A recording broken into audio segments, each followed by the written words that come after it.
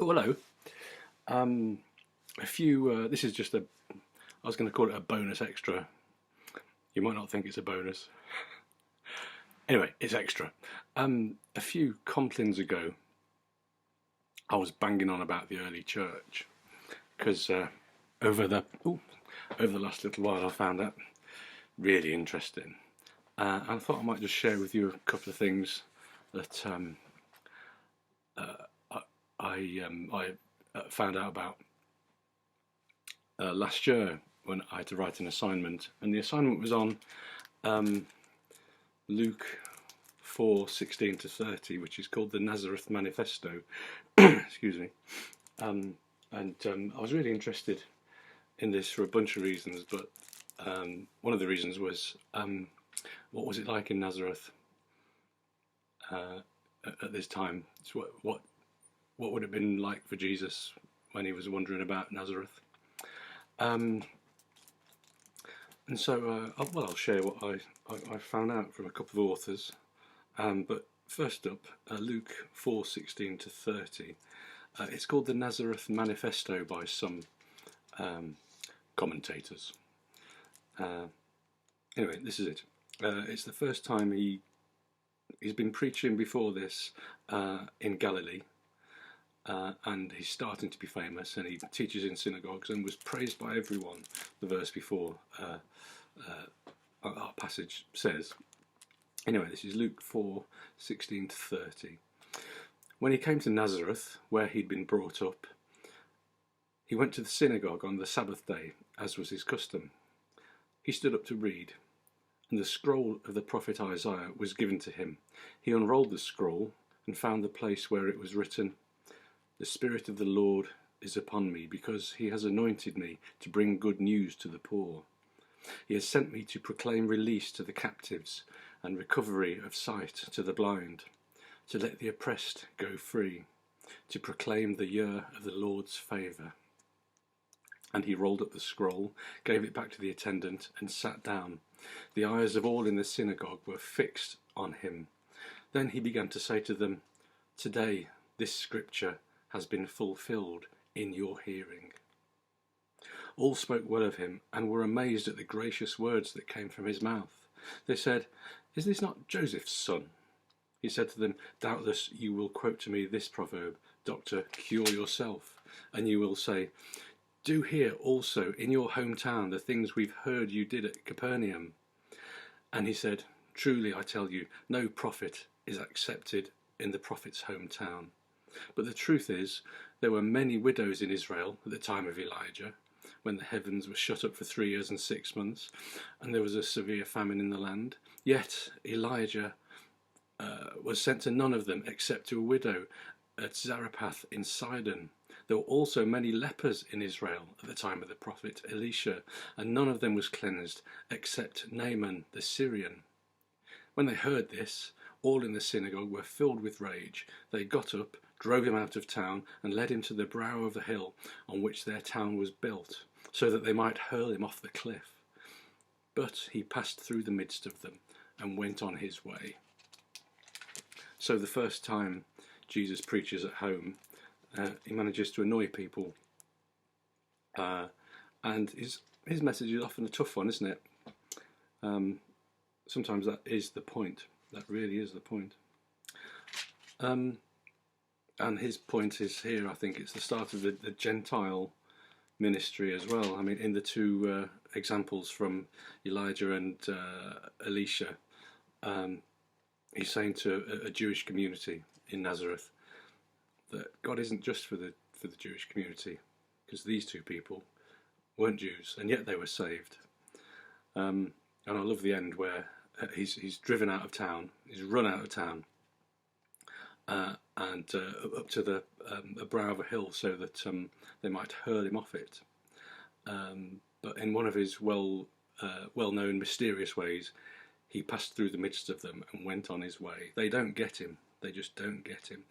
Interestingly, just 4 or 5 verses later, when he meets the demon, a man with an unclean spirit, the spirit says, "What have you to do with us, Jesus of Nazareth?" So the spirit knows who he is. You know, the demon knows exactly who this figure is.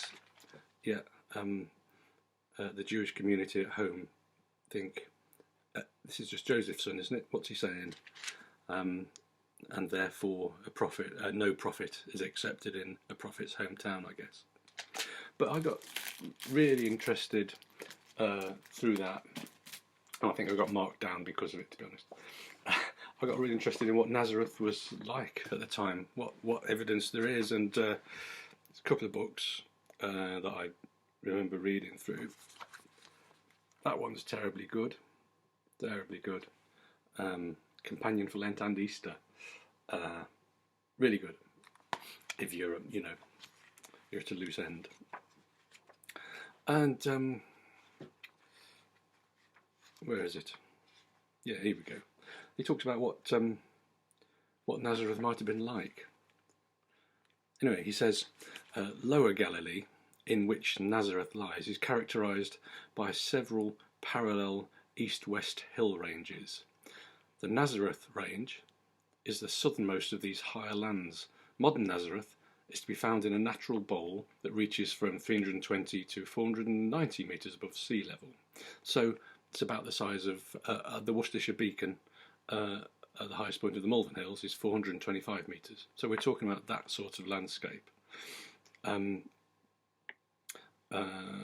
he says, today the modern city of Nazareth is the largest Arab city in Israel, with about 65,000 inhabitants, which he says is about a third of the size of York or Oxford, say. But he also says, of course, that the Nazareth that Jesus knew would have been very different. Fascinating details. He goes on. Jesus's Nazareth would have had a population of no more than 400 or 500 people, and possibly as few as 50 people. Living conditions would have been very basic. Indeed, Jesus' family may, like some of his neighbours, have lived in a cave.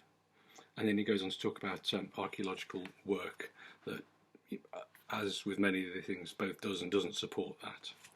And then mentions later on that after discussing the excavations, the caves would have formed just part of the homes of people in Nazareth, and were their equivalent, he thinks, of a cool room. So you can imagine, I don't know if you know Kinveredge, there's some rock houses at Kinveredge, which have that characteristic, don't they?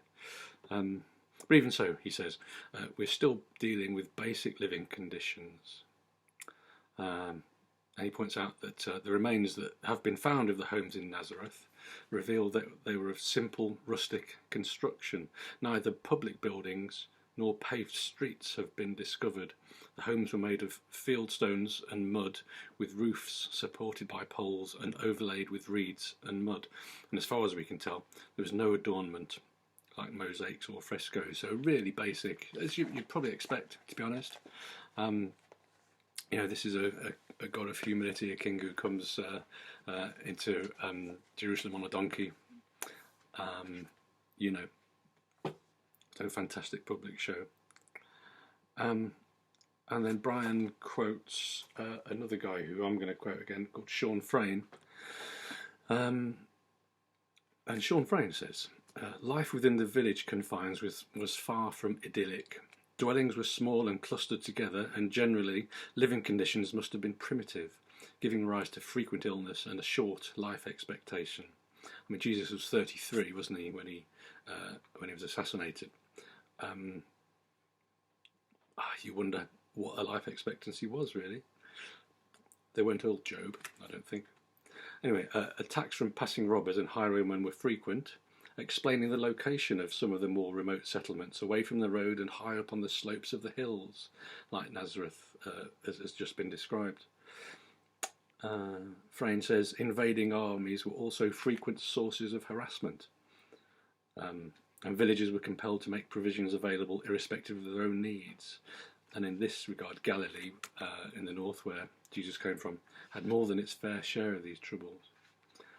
Under Herod Antipas, though, Galilee enjoyed a long period of relative calm. he did bring some stability to Galilee and cushioned it for some. What we encounter are the petty squabbles of neighbours who sow weeds amongst each other's wheat, or small town animosities. Yeah.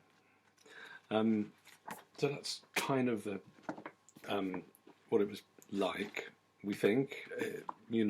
I think archaeologists are discovering things, and documents actually, probably, all the time. I really enjoyed this book, which is Sean Freyne was, well, I'm looking at the back, and he devoted his life to the study of Galilee and the early Jesus movement in its Galilean context. And this book pulls together the insights of a lifetime. I mean, brilliant. He died in 2013. And Freyne has a few details. He's pulling together details from excavations.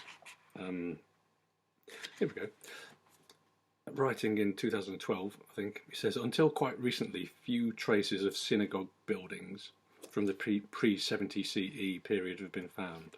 However, the discovery of a large public building at Kirbet Kana, which has provisionally been identified as a synagogue, might have begun to change the picture. The presumption must be that future excavations at Galilean village sites will uncover similar evidence. And he says the evidence up to this point were that synagogues were erected over the ruins of earlier buildings. And that's a pattern through Christendom, isn't it? He says these early Galilean synagogues closely resemble one found in Judea at the same period. So this is the sort of place that Jesus would have sat down and grabbed the scroll, or been given the scroll. He says rectangular in shape, with stone benches on three sides. They suggest a communal style of interaction, no pews.